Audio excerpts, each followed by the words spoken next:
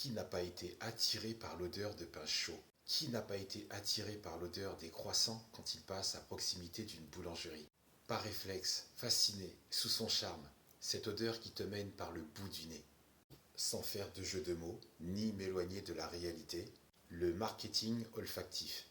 Ça te parle? Pour attirer les clients, les boulangeries sont les premières à adopter cette méthode depuis le début des années 1980.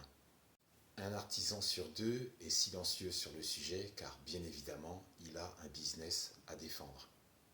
Quand tu fais un gâteau, une pâtisserie ou du pain et que tu le sors du four, ça sent à l'étage du dessus, à l'étage du dessous, voire dans les couloirs et autour de tes voisins. Comment une boulangerie fait pour que ça sente à des kilomètres à la ronde? C'est chelou, non? Des boulangers font appel à des aromaticiens, en quelque sorte des parfumeurs, qui reproduisent une odeur qui est à l'état liquide et qui sera ensuite exploitée pour de la diffusion. C'est-à-dire que l'odeur de viennoiserie, de pain chaud ou de pâtisserie, au choix, ce sont les aromaticiens qui la constituent.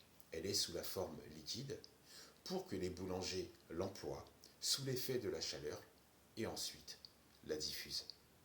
Parce qu'un croissant froid ou une baguette froide ne sent plus, elle ne sent plus autant que si elle était sortie du four.